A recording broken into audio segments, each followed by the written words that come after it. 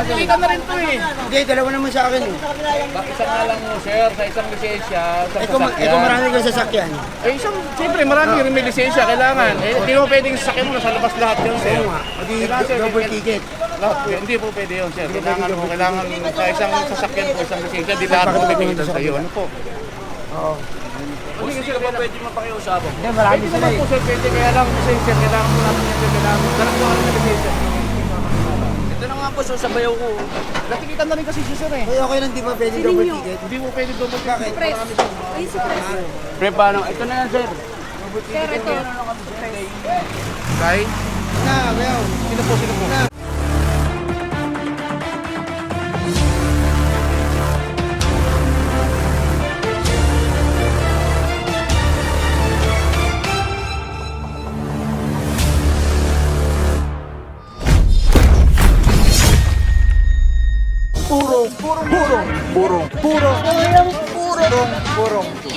Purong pagmamahal.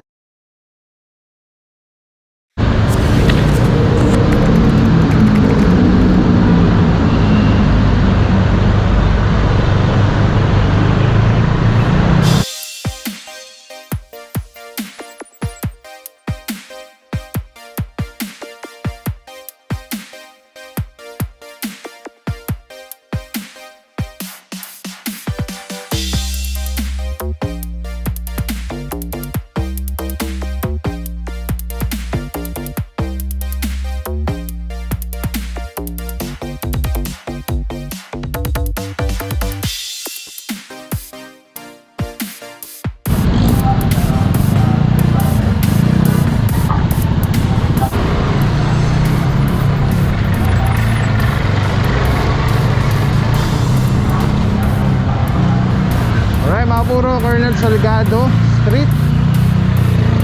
No parking both sides. Ayan, Katipan-Apaw po yan. Alis na po kayo. Dito naman, ito unattended. Isang SUV. Tapos isang motorsiklo. Unattended din kanina yan. Nasa bangketa. Ito naman isang L300 Travis. Hindi tayo pwede mag-proceed ng masyado malalim mga puro dahil one way po ito eh. Hindi natin ma-cover kasi hindi tayo makakabalik. Cover lang tayo ng konti. Kami driver naman, titikitan na lang po si bossing. Nakikisayo po ng driver license. Ay, nako. Kung alam ka tayo, natin lang kung pagkalis sa taas. Magpadapat ng Pasensya na po. driver license, gagawin po ulitin niyo. Pasensya na tayo. Pasensya na po. Alright, yan mga puro, titikitan na lang po siya. Dito, may driver din, titikitan na lang. Yung isa unattended, may driver na rin, titikitan na lang din po. Ngayon kasama po natin ang MDA Seated 2 Officer Nina Gingab, and ang ating commander si Officer Nolasco. Siyempre ang ating TTMD Officer Francisco IC for today. And doon na tayo mga puro, marami doon. Tara, pwede na tayo umilalim dahil tinitikita na yung mga nandito.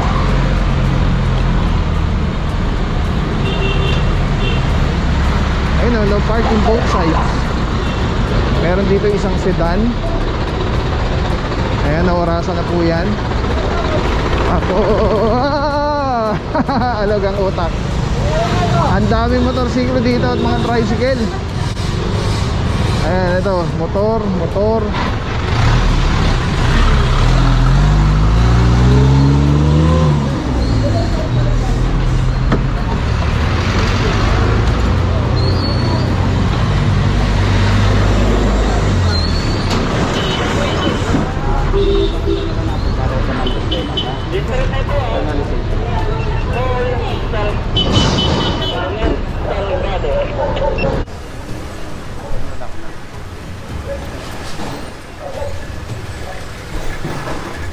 Alright mga puro, Colonel Salgado Street, no parking both sides. Ang dami pong signage dito.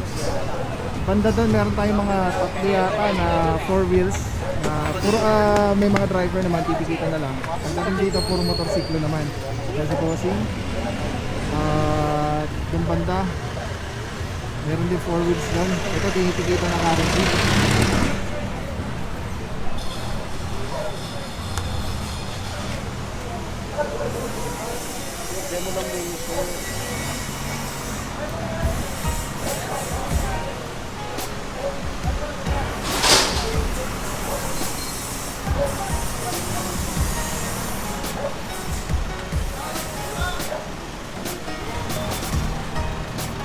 Pwede pa ikutin muna natin yung tow truck na flatbed na dalawa. Kasi hindi ko nakakagalag pa.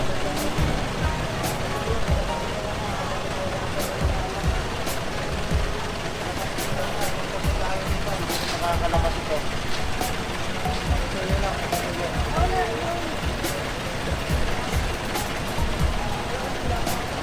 Nakalabasin muna ito kasi tapos tayo dito.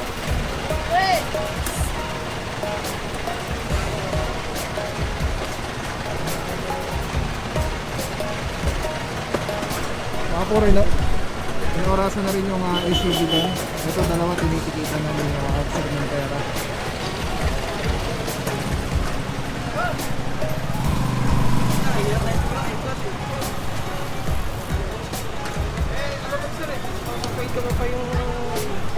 Ano?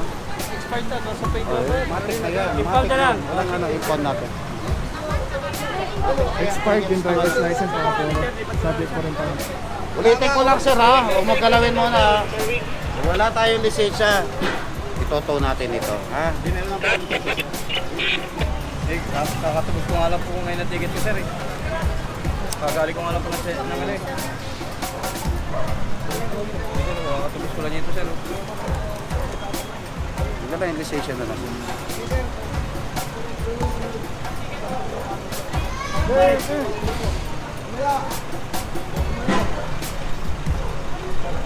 Sir, yung ID lang sir. Hindi pwedeng picture na may may plastic.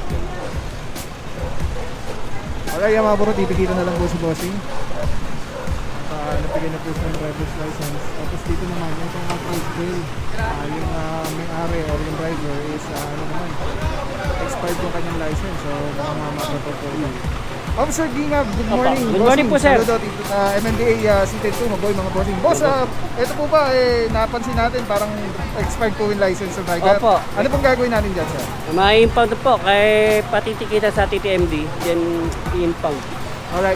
Thank you so much po. Saludo mga bossing. Mabuhay po kayo mga boss. So mga puro, impounded po itong tricycle na to dahil yung may-ari or yung driver expired yung kanyang driver's license. Tapos samantala din naman mga puro yung sedan doon na itim ay tinotow na po currently. Gawa ng naka-illegally parked din po at unattended.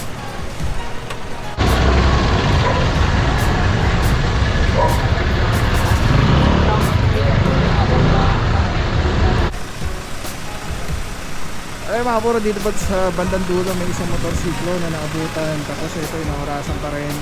Wala pa rin driver SUV. Ilang minuto na bossing? 5 minutes na. Alright, dito naman mga puro isang close van. Ito naorasan na. So again, hindi po yun sa oras kundi ito sa reference number. Sa Kayo na to! Kayo na to! Kayo na to!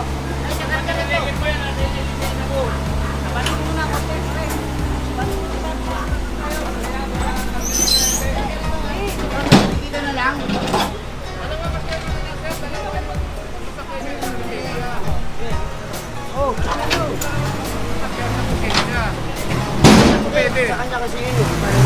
Kaya nga, isang sasakyan po, isang lisensya lang po kailangan natin. Kaya nga po pinapipili ko kanina to, yung atin, siratong daw to.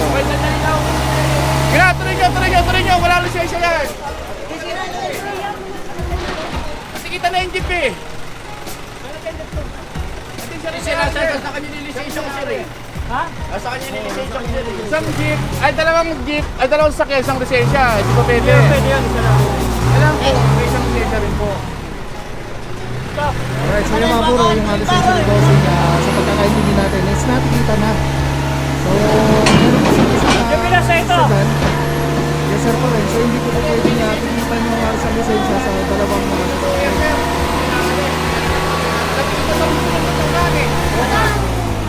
Nakikita na rin to eh. Hindi, dalawa naman sa akin eh. Isa nga lang mo, sir, sa isang lisensya, sa sasakyan. Ito marami kang sasakyan. Eh, isang, siyempre, marami rin may lisensya, kailangan. Eh, hindi mo pwedeng sasakyan mo, nasa labas lahat yun, sir. Hindi, Kailangan, sir, double ticket. Hindi po pwede yun, sir. Kailangan sa isang sasakyan po, isang lisensya, di lahat mo pwede sa'yo. Ano po? Oo. Hindi kasi ba pwede mapakiusapon? Hindi, marami Pwede sila naman eh. po, sir, pwede. Kaya lang, lisensya, kailangan po natin yung kailangan. Kailangan po natin yung lisensya. Ito na nga po, so sabayaw ko. Natikitan na rin kasi si sir eh. Kaya okay lang, di ba pwede double ticket? Hindi mo pwede double ticket. Press. Ay, si Press. Pre, paano? Ito na yan, sir. Sir, ito. Kay? Na, well. Sino po? Sino po? Sabihin niyo na po. Pangalan niya. Para magbigyan natin.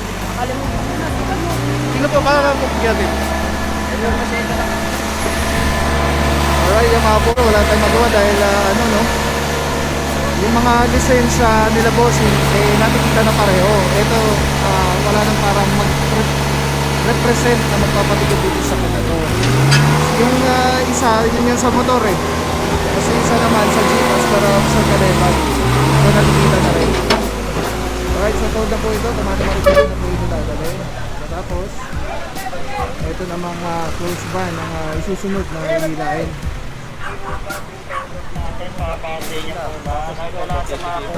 Napakarami pa natin po. Hindi naman tayo nagpo-port sa traffic dito. Hindi rin tayo makakalabas. Pakiusap lang.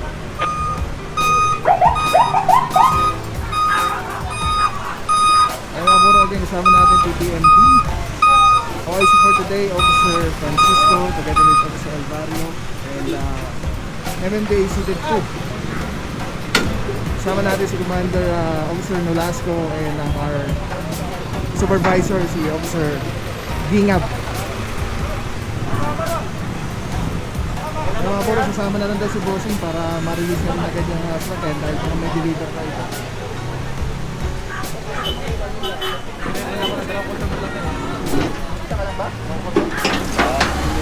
Dapat may driver, nandyan lang yung mag-deliver. Dapat may tao kayo.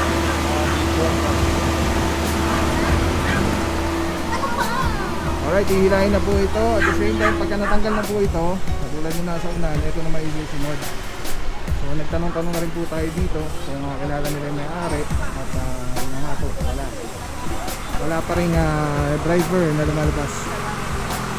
Actually, itong area mga puro, makitid. So, pagka nag-illegal park talaga dito, yun, one lane na lang din yung mga gagamit. Dahil makitid po yung lugar. Yung itim po doon yung nahihila na rin po. Alright, tabay lang po mga puro. Tuloy lang po tayo. Let's go. Alright mga puro, silipin na dito banda sa taas. Ito, hilahin na po ito.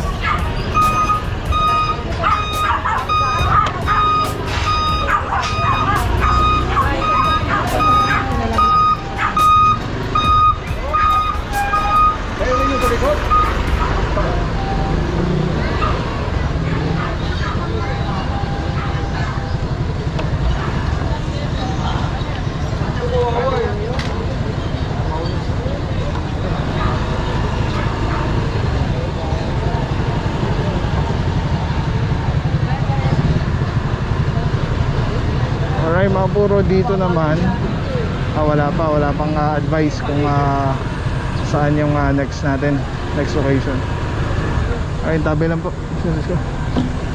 Single ticketing system, ibig lang sabihin nun ay yung uniformity ng pag-enforce ng batas. Trapiko dito sa Metro Manila, pare-parehas na schedule of fines and penalties ng bawat violation na karaniwang babaylet ng mga motorista. Sa phase 1 niya, wala pa yung device natin. So ngayon, yung paninikit, pangkaraniwan natin ginagawa, patuloy pa rin gagawin yun. Nakasanayan na, yun pa rin yung gagawin. Ay, hindi ko kumpisyan na lisensya at i-issue lang ng ticket. Pero ngayon, plus demerit points. Nakakonekta kasi yung system natin ng bawat LGU sa database ng LTO. So ibig ibig sabihin nun, kada huli ng bawat LGU and MMDA ay naka-record sa database ng LTO. So ibig sabihin nun, bawat huli merong kaakibat na demerit points. Depende sa bigat ng offense o nagawang violation ng isang motorista ay doon na katumbas na demerit points. Contestable naman din yon. Pwede mo i-contest within 10 working days. After which, saka lang mag-aalarma sa LTO pag hindi mo binayaran agad or hindi mo kinontest yung ticket na issue sa'yo. Yung demerit points ay napaka-importante rito dahil pag kahit 10 years